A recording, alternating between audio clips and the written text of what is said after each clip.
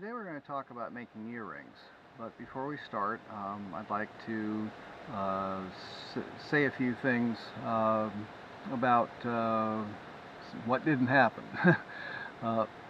I promised at the end of the last video that I was going to a powwow. I hope to get some footage at the powwow, especially of the headdress that we made in the last couple of videos being used at the powwow. The powwow didn't happen. It actually was canceled almost a month ago, but I didn't know it. And so I ended up driving to the location for the powwow to find that there was nothing there. There is going to be another powwow at another place, sponsored by a different group of people, toward the end of next month, that hopefully I'll get to go to, and maybe we'll get some of that powwow footage then. But I want to start with some words about materials and technique and so forth. The earring techniques that I learned from the Reddics at Crazy Crow Trading Post. They have a whole kit for making earrings and a book that goes with it. I recommend that you buy the kit with the book. The book is very useful. And hopefully these videos will reinforce or enhance what you can find in that book. But I also want to talk some about needles. I like the needles that are made by the John James Company. I think you can see hopefully you can see the envelopes over here. I use three basic types of needles. I use a Sharps needle, which I probably use more often for beading than anything else because it's a little bit shorter and easier to work with. I'll be using one of these when we make the feather earring. For the drop earring, I've discovered that I need a beading needle, which is a little bit longer and a little bit thinner. This is a size 13 beading needle, which means it is thin enough that it can go through a size 13 bead. And finally, a needle we're not going to use in this project, but I'm sure you'll see in projects to come, a glover's needle that has a triangular point that is very much suited to pushing through leather. And that is the whole point. I guess that's why it's called a glover's needle, because it's good for making leather gloves and moccasins and things like that. And I do use them. This is a size 4.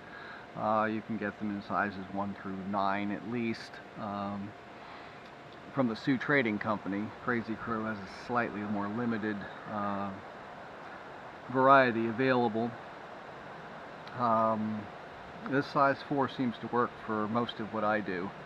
The only problem that I run into with it is that I usually have to split the artificial sinew down to get it through the eye of the needle.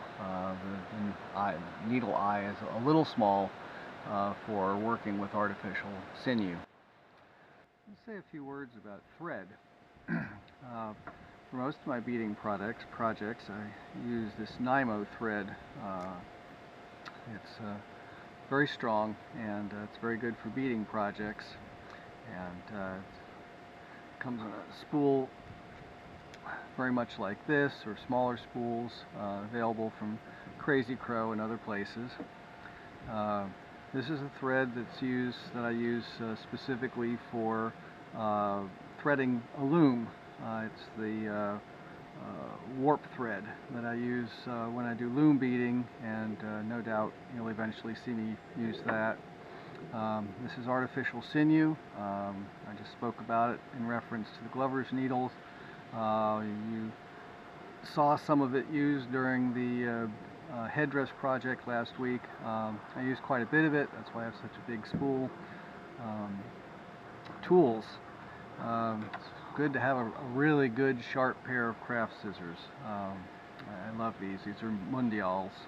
And I got a sewing shop, and I just love them. Pointy nose pliers. I reference these in the headdress videos, but I use them a lot. They're good for pulling needles through things, and use those a lot. And from time to time, I need my diagonal cutters. Not very often, but when you need them, and it's good to have them. So that's about all I want to say about materials. When we start the next video, we'll actually get down to making the beginnings of another earring to match this one, en route to making the beaded feather earring, which is what I ultimately want to be able to display. Thank you for watching, and we'll see you just a little bit further down the path.